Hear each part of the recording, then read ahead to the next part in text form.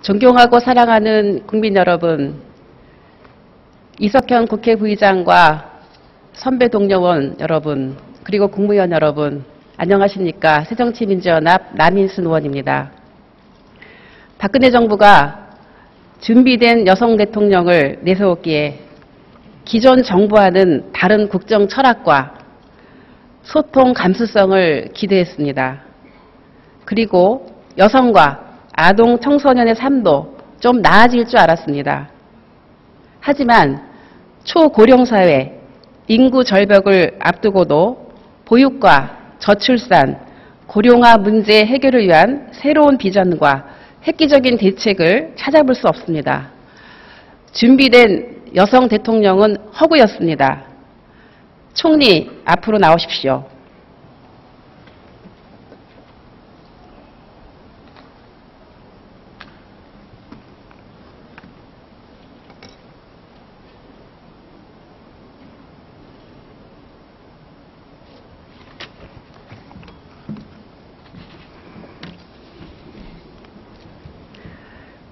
예, 총리님, 그 인천 아동학대 사건 이후에 아동학대 신고가 급증을 하고 있습니다.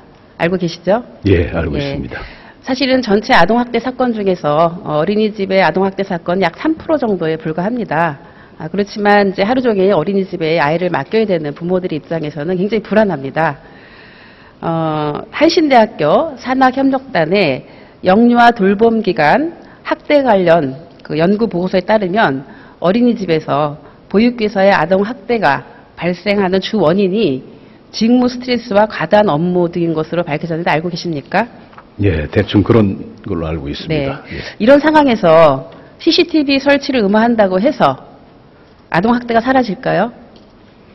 한번 말씀해 보십시오. 네, 아동학대 문제는 뭐 단편적 접근으로는 해법이 나올 것 같지 않고요. 전체적인 사회적 인식이라든가 또는 가해자 에 대한 처벌 문제, 또 시설의 문제 등 뭐 여러 가지 이 측면에서 접근해야 해법이 나올 수 있다고 생각을 합니다. 네, 우리 총리님께서 여러 가지라고 말씀하셨는데 핵심은 안 나왔습니다.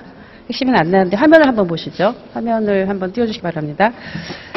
최근 그 서울연구원에서 조사한 결과인데요. 보육교사의 월급이 133만 원으로 사회서비스 종사자 평균 임금의 65%에 불과한 것으로 나타났습니다. 알고 계십니까? 네, 제일 낮습니다. 네. 그리고 비정규직 비율도 65%입니다. 제일 처우가 안 좋죠? 보시기 어떻습니까? 아까 그 종합대책이 필요하다고 했는데 보육교사의 그 직무 스트레스와 과다한 업무 이런 것이 열악한 처우 때문이라고 하는 거 연결 통계가 나왔는데 그거에 대해서는 언급이 없으셨어요? 네, 의원님 지적의 말씀이 적절하다고 생각합니다. 공감하십니까? 네, 동감합니다. 예. 그래서 이런 말이 나옵니다. 1시간 주차하는데 6,000원이 든다. 그런데 1시간 동안 아이 돌보는데 1,000원이 든다. 비용으로 계산하면. 이런 자조적인 얘기도 나옵니다. 어떤 얘기인지 아시겠죠? 예, 예. 보육교사들이 하루 몇 시간 일하는지 아십니까? 제가 알기로 대충 한 11시간 정도 되지 않나 이렇게 알고 있습니다. 예, 지금 12시간으로 되어 있는데요. 평균 근로시간은 9.5시간으로 되어 있고요. 그리고 시급으로 화면 한번 보시면 시급으로 따지면 최저임금보다 못한 그런 임금을 지금 받고 있습니다. 그런데 더욱 심각한 거는 뭐냐면 국공립 어린이집을 제외한 어린이집에서 보육교사들은 호봉이 없습니다. 이것도 알고 계십니까? 예, 알고 있습니다. 알고 계세요? 네. 이런 현실을 알고 계시면 이 부분에 대해서 앞으로 어떻게 개선하시겠습니까? 네, 전적으로 의원님 말씀에 동감을 하고요. 저도 지자체장을 하면서 이 문제에 대한 인식을 갖고 있었습니다. 그래서 지금 말씀대로 이 보육교사에 대한 처우 개선 문제는 어제 오늘의 문제는 아닙니다. 따라서 이 문제에 대해서는 정부가 심각하게 인식을 하면서 대책을 세워야 된다고 생각을 합니다. 그 총리님, 그 근로자들이 하루에 몇 시간 근무하게 돼 있죠? 근로기준법상과 또 현실적인 또 근무 체계가 다르니까요. 보통 한 12시간 정도. 근로기준법상 네. 8시간 근무하게 돼 있죠? 예. 근데 보육교사는 근로기준법 적용 대상일까요? 아닐까요? 마땅히 적용돼야 되지 않겠습니까? 예. 예. 모르시잖아요. 현실을. 적용 대상이 아닙니다. 지금. 그래서 이런 문제가 발생합니다. 보육교사는 근로기준법 예외 직종입니다. 현재 근로기준법과 동법 시행령에 보육교사 등 사회복지 직군은 12시간 초과 근무가 가능하도록 그렇게 명기가 되어 있습니다. 이거 고쳐야 되지 않겠습니까? 예. 어떻게 생각하십니까? 예, 의원님 말씀 유념을 하겠습니다. 우리 총리님 바로 이번에 아동학대 문제가 2월 달에 중요한 이슈였는데 이 문제부터 고치셔야 됩니다. 네. 약속하시겠습니까? 예, 심각하게 이 문제를 인식을 하고 검토를 하겠습니다. 호봉제 도입도 하시겠습니까? 글쎄 뭐 제가 여기서 약조할 수 있는 단계는 아니지만 관계부처 장관과 협의를 할 수 있도록 그렇게 하겠습니다. 적극적으로 검토해 주시기 바랍니다. 예, 예. 예. 제가 저출산 대책에 대해서 좀 질문을 하겠습니다. 총리께서는 현재 우리나라 합계 출산율이 몇 명인지 아십니까? 이 통계가 좀 오락가락합니다만은 보통 한 1.17, 네. 1.2 정도가 아닌가 이렇게 예, 보고 비슷하게 있습니다. 맞히셨습니다. 2013년에 1.19명으로 나왔는데요. 어제 통계청이 발표한 게 있어요. 2014년 인구 1000명당 출생아 수를 의미하는 조 출생률이라는 게 있습니다. 이게 8.6명이었습니다. 근데 문제는 이것이 그동안의 추정치에서 가장 최저라는 것입니다. 8.6명, 인구 1000명당 8.6명이 태어나는데요. 이게 이 흐름이 중요하거든요. 최저치라는 것입니다. 지금 2006년부터 2014년까지 정부가 66조가 넘는 예산을 투자를 했습니다. 그런데도 불구하고 이렇게 합계 출산율이 완화되지 않는 것, 더 떨어지는 것은 결국은 저출산 대책이 실패했다고 볼 수 있겠죠. 어떻게 생각하십니까? 예, 이 문제는 뭐 개인적으로 제가 사실 40년 전에는 우리나라 인구 증가율이 3.8% 정도 됐습니다. 그래서 아들, 딸 구별 말고 하나 낳아서 잘 키우자라는 표를 개인적으로는 제가 만들었던 표입니다. 근데 지금 40년 동안의 고도압축 성장 과정에서 사회적 인식도 변하고 여러 가지가 변화가 돼가지고 지금 말씀 올린 대로 1.17, OECD 국가에서 가장 출산율이 낮은 나라가 돼버리고 말았습니다만은 그래서 이 문제는 전체적인 국민의 인식이라든가 또는 이 출산, 육아, 교육, 일과 직장 양립, 이런 종합적인 측면에서 접근을 해야 되지, 단순하게 이 비용을 가지고 이 문제를 해결한다고 보지는 않습니다. 따라서 지금 5년 단위별로 정부 차원의 대책을 지금 수립하고 있습니다만은, 이제는 범정부적인, 범국가적인 차원에서 이거에 해법이 좀 나와야 되지 않나, 이렇게 생각을 합니다. 예, 올해 아마 2차 저출산 종합계획이 새로 맞은 플랜이 올해 끝납니다. 그래서 새로 계획을 수립해야 되기 때문에 우리 총리님의 역할이 굉장히 크다고 저는 기대를 하고 있는데요. 근데 이렇게 종합적인 뭔가 처방이 필요한데 뭔가 지금 정부가 고민하는 방향은 뭔가 3000포로 가는 게 아닌가 이런 생각이 제가 듭니다. 정부가 최근 저출산 대책으로 10,000원 추세 완화를 얘기했습니다. 10,000원, 결혼이 늦어지는 것, 네. 이거를 완화해야 되겠다 이렇게 얘기를 했는데요. 총리께서는 이것이 저출산을 막는 대책이라고 보십니까? 글쎄 저도 개인적으로 제 자식이 지금 35 됐는데 장가를 안 갑니다. 매일같이 좀 장가를 가라고 이렇게 체근을 하는데도 참 어려운 문제예요. 그래서 이게 간단치가 않구나 하는 것을 개인적으로 느끼고 있습니다만, 이 10,000원에 대한 문제도 결국은 이제 이 여러 가지 이유가 있을 겁니다. 이 교육 문제, 또 집, 주택 무슨 보유 문제, 또 결혼 비용 문제, 또 직장 문제, 이게 단편적으로 해법이 되질 않기 때문에 의원님 말씀대로 이 문제는 사회 경제적인 측면에서 접근을 해야 되지 않겠나 이렇게 생각을 합니다. 네, 지금 학력과 소득 수준이 높아지면 결혼이 늦어지는 것이 세계적인 추세입니다. 세계적인 추세라서 스웨덴의 경우에는 결혼 연령이 우리나라보다 그렇지만 합계 출산율은 우리보다 높은 1.9명이고요. 호주의 경우에는 결혼율이 낮지만 합계 출산율이 또 1.9명입니다. 그래서 결혼과 출산의 연관성은 사실은 크지 않다고 볼 수도 있습니다. 이 얘기는 무슨 말씀이냐면 프랑스에서 1999년도에 공동생활 약정인 팍스법, 일명 동거법인데요. 일명 동거법을 제정해서 동거 커플의 아이에게도 똑같은 혜택을 주었다고 합니다. 그랬더니 1.79명이던 합계 출산율이 그 다음에 1.87명으로 그렇게 껑충 뛰었습니다. 이런 외국의 사례도 한번 좀 검토를 해보시고요. 이는 결혼 기반, 가족주의 기반의 복지 지원 정책에서 벗어날 때 저출산의 문제가 좀 해결된다고 저는 보기 때문에 총리는 어떻게 생각하십니까? 예, 의원님 말씀에 전적으로 공감을 합니다. 조금 전에 말씀대로 지금 10수년 동안에 60몇 조에 달한 엄청난 돈을 쏟아부었음에도 불구하고 지금 저희가 해법을 지금 만들어내지 못하고 있습니다. 그래서 2030년 정도 가면은 인구 감소 추세로 갈 개연성이 높아지고요. 내년 정도 가면은 노동 생산 인구 자체가 지금 줄어들지 않나 하는 그런 걱정을 지금 정부에서 하고 있습니다. 따라서 의원님께서 지적하신 대로 이 문제에 대해서는 정말 범정부적 대책을 빨리 세워서 내년부터 시행되는 3차 저출산 고령화 시대에 대비한 대책을 세울 수 있도록 만반의 준비를 하도록 하겠습니다. 예, 제가 총리님을 좀 이따 다시 모시도록 하고요. 고용노동부 장관님 앞으로 나와 주십시오.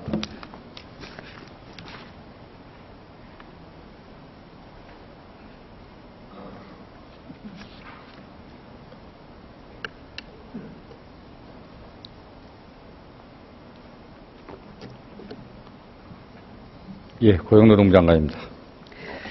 예, 장관님 한번 화면을 한번 봐주시겠습니까? 예, 요즘에 아주 인기리에 방영 중인 아버지의 육아참여 TV 프로그램인데 혹시 보신 적 있으세요? 예, 한번 봤습니다. 보신 적 있으세요? 네. 예. 2013년 기준으로 우리 사회에서 전체 육아휴직 사용자 중 남성이 차지하는 비율이 몇 프로인지 아십니까? 전체 육아 중에 한 5% 정도 남성이 네, 하고 5%는 많이 보셨네. 5%가 아니고요. 3.3%입니다. 그런데 어쨌든 이런 프로그램을 보면 아빠의 육아에 대한 관심이 높아지고 있는 것이죠. 네. 예. 우리 박근혜 대통령이 그 후보 시절에 이런 얘기를 하셨어요. 메르겔 독일 총리의 예를 들면서 우리도 여성의 힘으로 우리 정치와 대한민국을 한번 제대로 바꿔보자. 이런 얘기를 했습니다. 저는 여성으로서 나름 기대를 했습니다. 독일의 메르겔 총리가 임기 3년 차인 2007년에 획기적인 저출산 정책을 시행했는데 우리 고용노동부 장관님 알고 계십니까? 예, 들었습니다. 들으셨어요? 네. 내용 알고 계십니까? 한번 말씀해 보시죠. 메르켈 총리가 한 얘기인데 깊이는 모르겠습니다. 모르세요? 네, 예. 네. 제일 사실 핵심은 뭐였냐면요. 부모 휴가 소득 대체율을 67%로 높였더니 남성들의 휴가 사용률이 2006년에 3.3%였었는데 2010년 4년 지난 후에 20%로 증가했습니다. 그리고 뿐만 아니라 1.3까지 하락 추세를 보이던 합계 출산율이 1.43명으로 상승을 했습니다. 여기에서 핵심은 뭐냐? 결국 남성의 육아휴직 확대를 통해서 정책의 전환점을 이뤘다는 것이죠. 그게 바로 독일의 교훈이고 포인트입니다. 예. 예. 알고 계신가요? 알고 예. 계시다고 아까 얘기를 하셔서. 예. 예. 우리 메르겔 그 독일 총리가 보수정당 출신이죠. 예. 예. 그런데도 저출산 극복을 위해서는 아주 과감한 정책을 펼쳤습니다. 박근혜 대통령 어땠습니까? 박근혜 정부에서 작년 10월에 그 아빠의 달 시행을 했습니다. 그리고 작년에 아직까지는 의원님 지적하신 대로 아빠들이 육아휴직을 사용하는 그 비율은 낮지만 그 증가율은 매우 높다 이렇게 보고 있습니다. 작년에 증가 비율이 한 50% 정도 되고 있기 때문에 또 작년 10월에 아빠의 달을 시행하고 있기 때문에 앞으로 아빠들이 육아휴직을 할 분위기는 많이 증가를 할 거다 보고 있고요. 그럼에도 불구하고 우리 사회 우리 엄마든 아빠든 육아휴직을 특히 중소기업의 경우에 가는 경우 아직도 사내에서 동료들이랄지 또 고용주의 눈치 보는 부분이 많아서 그걸 눈치 보지 아니하고 갈 수 있는 분위기를 만들어주는 게 저희들은 소중하다고 봐서 금년에는 그 부분에 좀 집중적으로 해나갈 계획입니다. 박근혜 정부가 사실은 아빠의 달을 상당히 강조를 했는데요. 네. 그 아빠의 달은 공약과는 다르게 100%의 임금을 지급한다고 했지만 최고 구간 150만 원만 지급하는 거로 그쳐서 그 공약도 이행을 못했습니다. 그래서 사실 육아휴직 100%인데 상한선은 두는 게 중소기업 전체 임금 구조를 봤을 때 옳다고 그래서 저희들이 150만 원. 그 부분은 중소기업은 정부가 보완을 해줘야죠.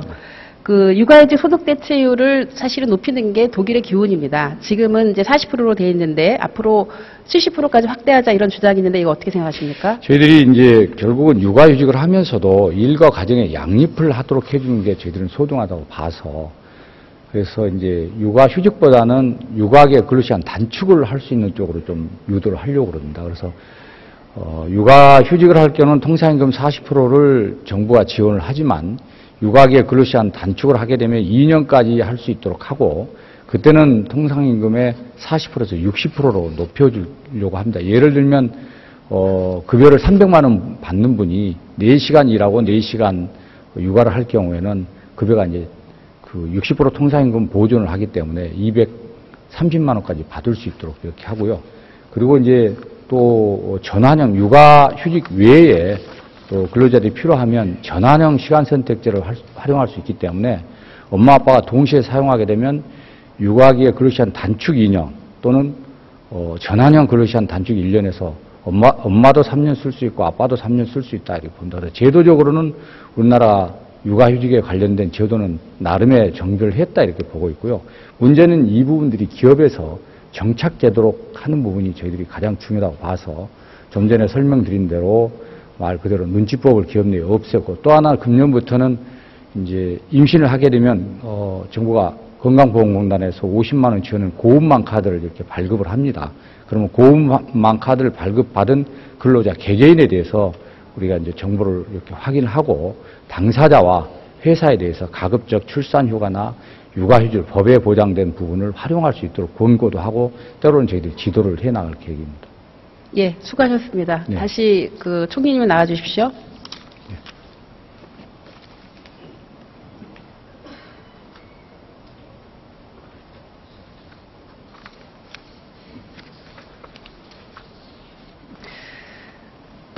현재 그 인구를 유지하는 데 필요한 대체 출산율이 2.1명인 건 알고 계시죠? 네, 예. 예. 예컨대 국민연금 기금의 경우 2044년부터 적자가 발생해서 2060년에 연기금이 고갈될 것으로 추정이 되고 있습니다. 그런데 만약에 출산율이 2.1명으로 증가하면 기금 소진이 없다고 합니다. 이거 알고 계시죠? 예. 그러면 지금 연기금 고갈에 대해서 굉장히 미래에 대한 불안을 하고 있는데요. 바로 핵심은 문제를 풀 수 있는 방법이 여기에 있습니다. 출산율을 끌어올리는 것입니다.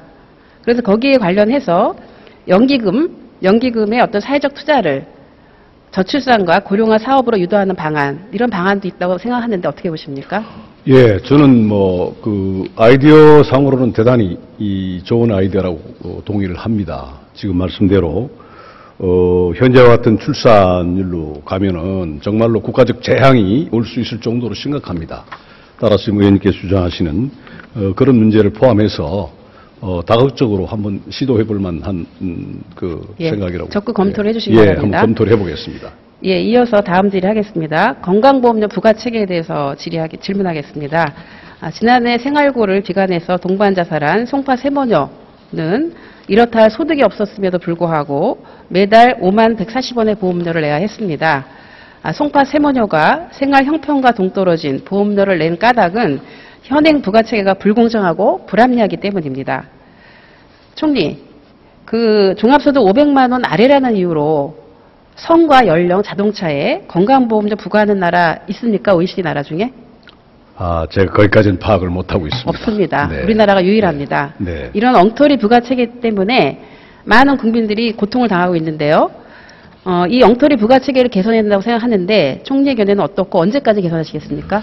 이 건보 문제는 기본적으로 이 지역과 직장의 이 형평성 문제 또 이 소득 계층의 형평성 문제를 기본 전제로 해서 검토가 되고 있는 것으로 알고 있습니다만은 아시다시피 지난번에 정부가 내놓은 자료가 좀 문제가 있어서 지금 한참 작업을 하고 있는 것으로 알고 있습니다. 그래서 현재 정부가 좀 더 로우 데이터를 좀 더 정확하게 해가지고 2011년도 자료를 가지고 지금 하고 있는 것으로 알고 있습니다만은 해서 일단은 좀 정밀하게 이 문제를 검토하도록 그렇게 하겠습니다. 언제까지 하시겠습니까? 3월 말까지는 일단이나 뭐 이렇게 열심히 해서 3월 국회에 말까지요? 보고하도록 국회 한번 노력은 보고하시겠습니까? 해보겠습니다만은 제가 예, 알겠습니다. 아주, 3월 말까지 노력하셔서 디테일한 걸 좀 보고 못 받았기 때문에 네. 최선을 다해서 빠른 시간에 할 수 있도록 예, 노력을 보고 주시기 하겠습니다. 바랍니다. 네. 예. 다음으로 일본산 수산물 수입에 대해서 질문하겠습니다. 정부가 일본 후쿠시마 등 8개원의 수산물에 대해서 수입을 금지해온 임시 특별 조치를 지난해부터 검토를 해왔습니다. 검토 결과는 어떠한가요? 아직 보고 못 받으셨죠? 네, 아직 보고는 예. 못 받았습니다. 일본산 수산물 수입 규제를 검토하는 이유가 수입 규제의 강도가 높고 과학적 근거가 충분하지 않아서 일본이 혹시 WTO에 제소할 경우에 패소하지 않을까 뭐 이런 걱정 때문이라고 합니다. 왜냐하면 뭐 그런 걱정 때문에 한다고 하는데 그 일본 정부가 제공하는 방사능 관련 정보 이거를 저는 신뢰할 수 있을까? 이제 그런 의문이 드는데요. 어제 일본 NHK가 보도한 내용을 한번 봐주시기 바랍니다. 제가 여기 화면에 띄웠는데요. 여기 화면 한번 봐주시기 바랍니다. 우리 총리님 한번 보십시오. 이게 어제 나온 거기 때문에 아마 미리 자료가 안 갔을 거예요. 총리님. 네. 화면 예, 여기 보십시오. 지금 보고 있습니다. 보고 계십니까? 예, 예, 예. 일본 그 후쿠시마 제1원전 운영사인 도쿄전력이 방사성 오염수의 해양 유출 정황을 작년 4월부터 파악하고도 지금까지 은폐를 하고 충분한 조치를 취하지 않았다고 합니다. 제1원전 2호기 오염수를 측정한 결과 방사성 세슘이 리터당 23,000 베크렐이 포함되었고 이 오염수가 배수로를 통해서 후쿠시마 항구로 또 바깥 바다로 유출됐을 가능성이 있을 거라고 봅니다. 이 원전 방사능 관리가 부실해서 후쿠시마 주변 해역의 어종들에 대한 안전성이 확실하지도 않은 상태에서 수입 규제를 저희가 수입 금지를 하고 있거든요. 이 규제를 완화하는 것은 문제라고 보는데 총리의 견해는 어떠십니까? 예, 저희들 판단의 근거는 또 기준은 정확하게 국민의 안전성을 최우선 가치로 삼고 있습니다. 뭐 어떤 경우에도 우리 국민의 건강을 해치는 문제에 대해서는 양보할 수 없습니다. 따라서 의원님께서 지적하신 대로 이 문제에 대해서는 국민의 안전성을 최우선 과제로 놓고 여러 가지 각도에서 검토를 해보겠습니다. 우리보다 그 중국이나 러시아가 더 강력한 수입 규제를 하고 있습니다. 아마 기준표를 보시면 아실 텐데요. 거기도 지금 검토를 안 하고 있어요. 그런데 우리나라가 검토한다는 얘기를 한다는 것 자체가 이거는 어떻게 보면 일본에 대한 저자세 아닙니까? 걱정하시지 않도록 이 문제에 대해서는 말씀 주신 대로 국민의 안전성을 최우선 가치로 놓고 엄정하게 처리하겠다는 말씀을 드립니다. 바로 보고를 좀 받아보시기 바랍니다. 그렇게 하겠습니다. 예. 다음은 그 담뱃값에 대해서 좀 질문을 하겠습니다. 새누리당 원내대표가 지난 17일 저가 담배를 검토해보라고 당 정책위원회에 지시를 했다고 합니다. 이는 담뱃값 인상이 국민건강 증진보다는 부족한 세수를 확보하려는 그런 좀 꼼수 서민 증세였음을 입증하는 것이 아닌가라고 저는 생각을 하고 있는데요. 총리께서는 혹시 그 예전에 솔담배, 청자담배, 뭐 은하수 같은 거 알고 계시죠? 예, 알고 있습니다. 이 저가 담배를 공급하는 방안에 대해서는 어떻게 생각하십니까?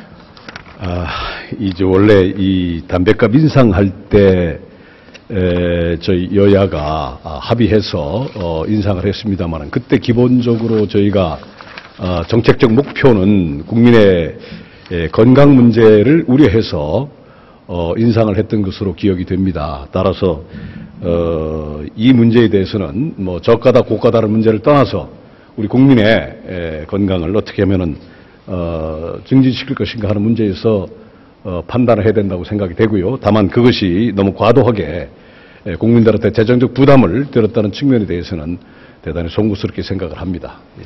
이거 뭐 저가 담배라고 하는 것은 사실 병 주고 약 주는 거 아닙니까? 네, 이 문제에 대해서는 좀 더 국회에서 심도 있는 논의가 있어야 될 것으로 저희들 생각을 합니다. 예, 이런 사실 저가 담배라고 하는 거는 흡연율을 낮추기 위한 가격 정책에 반하는 반금연 정책이라고 저는 봅니다.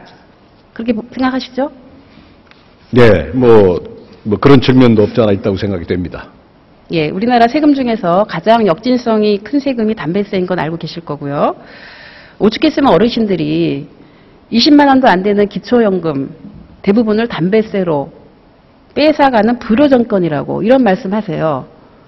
설 민심을 제가 확인했습니다. 그리고 또 군대에 가 있는 사병들의 경우에도 흡연율이 42.9%에 달하는데 한 달분 급여 전체를 담뱃값으로 지불해도 모자라서 사기 저하가 우려된다고 합니다. 이런 얘기 들으셨죠?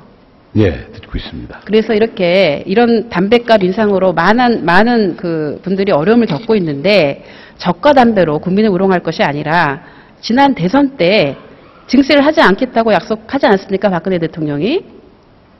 그러면 여기에 대해서부터 사과해야 되는 거 아닙니까? 어떻게 생각하세요? 다시 말씀드리지만 이 문제는 국민의 건강 증진한 측면에서 판단을 해야 될 것으로 생각이 되고요. 다만 단시간 내에 과도하게 좀 인상이 된 점에 대해서는 대단히 유감스럽게 생각을 합니다. 예, 제가 마지막으로 한 가지 더 질문하겠습니다. 박근혜 대통령이 65세 이상 노인에게 월 20만 원의 기초연금을 지급하겠다고 공약했던 거는 알고 계실 거고요. 그런데 20만 원 못 받는 분들이 있어요. 어떤 분들인지 알고 계십니까? 네, 이게 10만 원에서 20만 원 사이에 여러 가지 차등으로 지급하는 것으로 알고 예, 있습니다. 그분들만이 아니고요. 소득상위 30% 노인하고 기초생활보장제도 수급 노인은 기초연금을 받지 못합니다.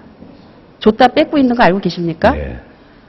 그분들이 얼마나 되는지 아십니까? 40만 명에 이릅니다. 그래서 이런 노인 빈곤율과 노인 자살률이 세계 OECD 국가 중에서 1위인 나라에서 이렇게 가장 최빈곤층의 노인한테 기초연금을 줬다 뺏는 거 이거 바꿔야 되지 않겠습니까? 예, 의원님의 그 지적의 말씀에 충분히 공감을 합니다. 지금 말씀하셨다시피 우리나라 노인 빈곤율이 약 48% 정도로 OECD 평균 13%에 비해서 대단히 높습니다. 그래서 의원님께서 지적하시는 그 점을 유념을 해서 앞으로 보완 대책이 있는가 검토를 하도록 하겠습니다. 국민기초생활보장법 시행령 소득 범위에서요 기초연금을 빼면 됩니다. 바로 좀 시행 좀 해주십시오. 네, 검토를 한번 해보겠습니다. 예, 수고하셨습니다.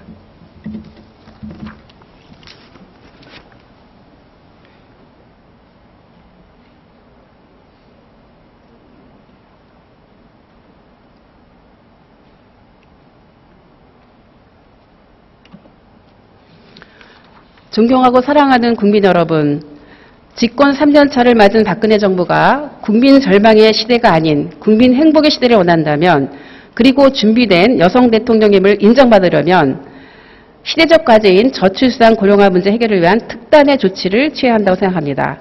경제 민주화의 길을 내고 복지의 다리를 놓으시기 바랍니다. 경청해 주셔서 감사합니다.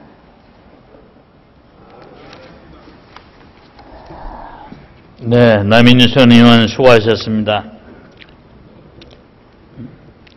다음은 경기 수원병 출신의 새누리당 김용남 의원 나오셔서 질문해 주시겠습니다.